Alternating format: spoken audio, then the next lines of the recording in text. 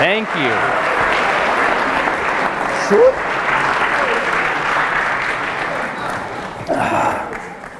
Wow. Appropriate. Totally appropriate. Is Anton with you tonight? No. Okay. All right, I'm chilling now. You'd know if he was here. There's no doubt in my mind. That is crazy. Wow. So this is you answered some of the questions already, which is great. There you go. It's wonderful. So here you are.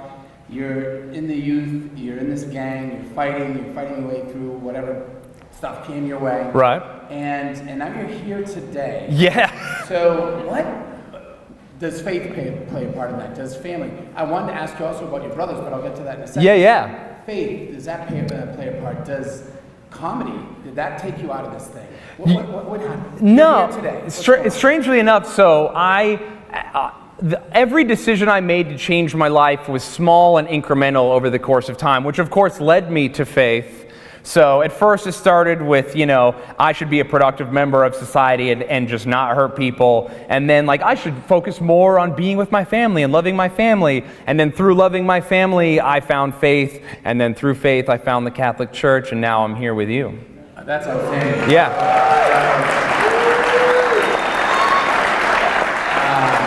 My goodness.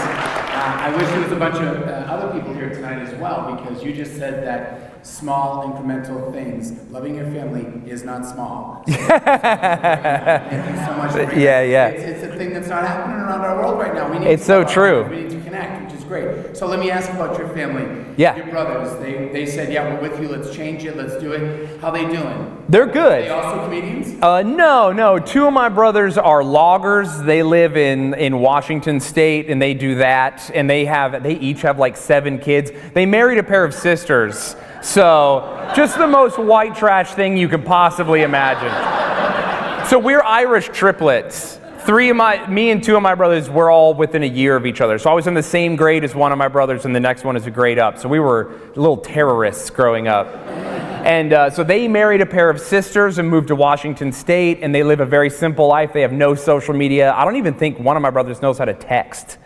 So, yeah, it's pretty sick. He's living good. But he's a logger. He's a logger, yeah. Okay, so he cuts down trees. They trained you how to be a logger? No.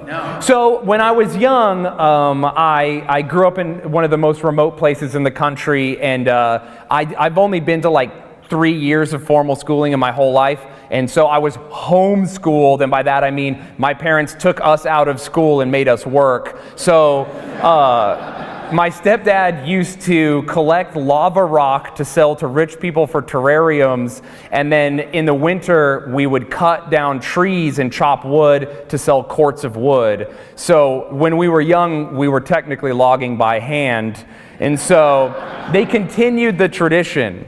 So yeah. That's outstanding. Anyone here homeschool their kids? Look at this! Are you actually homeschooling? Right. Make sure to teach them and not make them have a job, though. I think that's illegal. That's what we're doing. Put your children to work. He's homeschooled? Oh, okay, you're doing well. So also, how about Anton? Is he also decided to kind of walk away from that? So Anton did, the complicated politics, but the motorcycle club I was a part of was absorbed into a bigger motorcycle club, which gave an opportunity for some of the members to be out good, which means they can leave without worrying about whatever and whoever. And he chose to make that choice, and so this is a terrifying thing, he's a butcher now. I know. I was like, really? You picked the scariest job possible for someone who looks like you? Okay. But he's doing well. He's got a normal life. He's up to normal stuff. He doesn't do crime or spray people anymore. Yeah. That is great. So you said you hung on to a couple of people, your mom, Anton. Yeah. You're still with them, and do you think right now you made a good choice hanging on to these 2? Yeah, definitely. You got to hang on to your mom no matter what she does, right? There's no doubt. Unfortunately, that's the way it goes. Yeah. She's my mom, so yeah, it was good decisions all around as far as that's concerned. So I'm very, very, very fortunate to be sort of very self-aware of my situation as I was going through it and able to navigate it So I navigated the social peculiarities, that's a word, of that situation, and so it worked out good, and it ended up bringing all those people over to where I was in life. So my mom is doing great now, my brothers are all doing great, Anton's doing good, a few of the other boys from the club are all right, so yeah. So, of course, we all want to tell our story. How, I know the faith, the small incremental things, how did you come to the Catholic Church? And how has it served you in your comedy or anything else? Yeah, so me coming to the Catholic Church it's a weird one. So I came to the church because I was prioritizing my family. So my grandfather, who was 100 years old, he got sick and he was going to die on account of being 100. And so I was like, he's probably going to die. I should go be with him. So I left New York and kind of decided, like, who cares about my career? I'm going to hang out with my grandpa. And so I moved away from New York and comedy, and I moved back to Utah to stay with my grandpa and hang out with him while he passed away. And just prioritizing my family, spending time with my mom and my brother. So we all lived together. And so it was great. And he passed away. And then after he passed away, I began to get really obsessed with church. I'm going to very simplify this, but I got very obsessed with the idea of going to a church, but not just any church. Like I was having visions of like a cathedral, an altar. Keep in mind, all my religious education comes from Mormons. So I don't even understand Catholicism in the smallest of terms. So eventually I go to a church. I break down and I go to a church to check it out. And I pray for my first time in my adult life earnestly. And while I'm praying earnestly, I begin to get emotional, as one does when they encounter God. And I looked over and I saw a picture of Our Lady of Guadalupe. And I know so little about Catholicism that I'm like, I wonder who this lady is, because she must be separate and different from Mary, the other lady Catholics seem to like so much. And so I was like, whoa, look at this beautiful thing. It's kind of like moving me right now. And I'm in a Spanish parish, so I'm surrounded by these veiled women who are like speed praying the rosary. And which I think is just normal praying in Spanish, but they sound so fast. And so shout out to Filipino and Mexican women who pray the rosary. It's so fast. Yeah. Right? Dude. So I'm surrounded by these women, and I'm kind of emotional, and I see this beautiful woman on this thing, and she begins to like affect me, and I look forward and I have this supernatural experience where Our Lady revealed herself to me, and it, suffice to say, affected me deeply. She reached out and touched me on the shoulder, and then she was gone. And despite not knowing who she was, and despite being basically an atheist who was having a supernatural experience, which you would think would make you scared. Like if you had told secular me, like a bright white light is going to engulf you and there's going to be a beautiful woman, I would be terrified. That's intense, right? Like if you have no frame of reference for religion, that's a crazy experience. That's a ghost, right?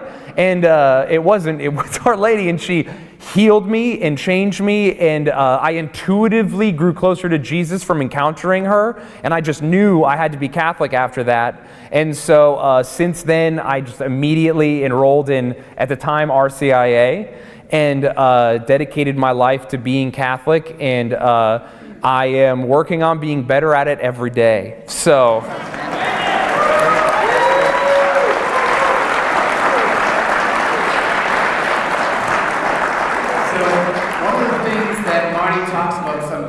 that, when an ex-convict might come into your church. Right. He's done his time, he's now in your church, and maybe he's got some of the tattoos going, whatever. Mm-hmm. How do we receive him? Right? That's a difficult one. Like, we're like, he's got a gun of his uncle's. Yeah. And so we're kind of scooting away. You go to the parish priest or to the religious ed director and say, hey, I want to be Catholic, and I want to. Yeah. what was their first reaction? You know what's interesting is my experience with Catholics, I've never, not once, had anyone be even remotely weird about my tattoos. Not even kind of. And I've traveled the whole world as a Catholic at this point. I've gone to Mass in Mexico, Ireland, Australia, France. I've been all over. Not one Catholic ever has even been remotely weird about my tattoos, and especially not a person in the clergy or religious. And in fact, I'm like best friends with several nuns and priests. So yeah, it's been amazing the way I've been received. And from what I understand, most people with tattoos and stuff that I know who have been inspired to go to church because of me have reported back to me like, oh yeah, I guess no one cares. Like, I guess it's all about Jesus or something. I don't know. So the best, yeah, right? The best way to receive someone with tattoos is to just simply pretend they're not there. Right. All right. Yeah. It's as clear as the nose on your face. Yeah. No doubt in my mind. and so, do you continue to do the body art and whatever? And what now goes on besides the sword? Unfortunately, in my secular life, I was involved in Satanism and other horrible, evil things, and so I had satanic tattoos and pagan tattoos. So the first order of business after conversion was to cover those up. And so I've got a bunch of those covered. Those are tattoos I've gotten. Since then, I've gotten some pretty fun tattoos that are all religious. I have plans for a back piece and things. But yeah, I'm still getting tattooed. My tattoos are cultural. I grew up in a place where everyone has tattoos, and it's a part of being a man, and it's a part of being a member of my community, and it's an authentic expression of who I am. I don't have tattoos for like aesthetic reasons or to be cool or to get girls or whatever. Whatever Zoomers are getting tattoos for these days, I don't know.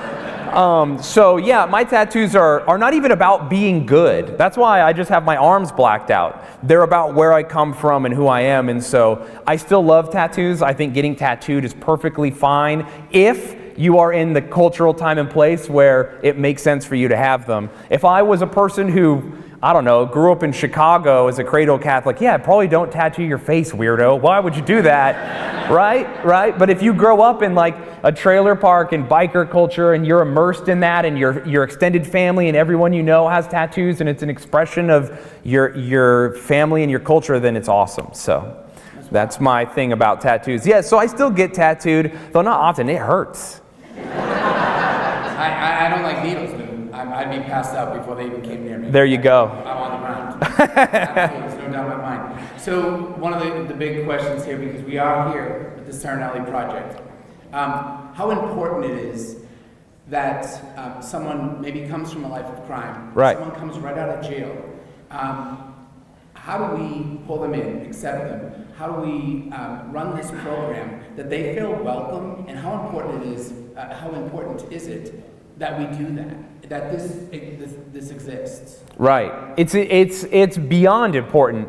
Coming out of a place like prison, or even the military, or these places where you're living in a totally different social order. It's nothing like what we're up to. Prison changes you fundamentally. It makes you a different person, and it redlines all of your senses all the time. To come out of prison is to have the volume on your life turned completely down.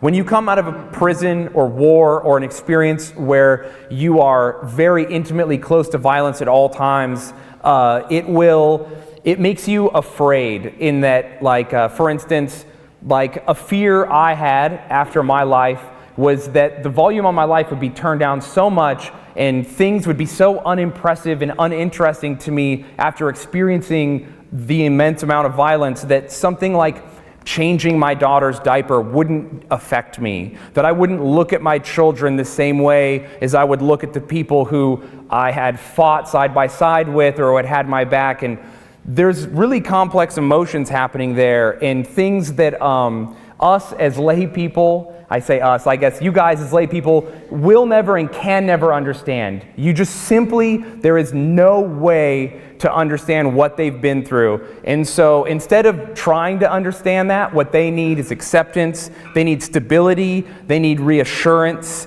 and they need a place where they can dial that volume on their life back up and begin to feel like a normal person in their everyday life, where food tastes good again, where drinks are good, where you're not constantly redlining, where you're not looking over your shoulder, where you're not always worried about what people are up to. So it's beyond important to have a place to go. And recidivism, or people going back to prison, is a huge problem in America. We cannot keep people from going back to prison. Almost all of our prisons are full of people who are repeat offenders.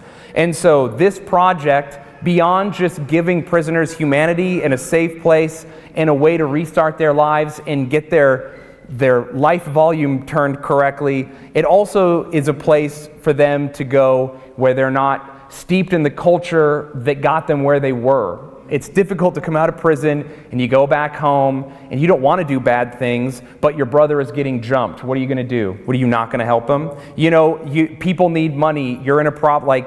There's so many reasons to go back to prison that projects like this are beyond invaluable. You have no idea how important something like this could be to someone. So it's all the difference. Well, thank you for sharing that. Yep.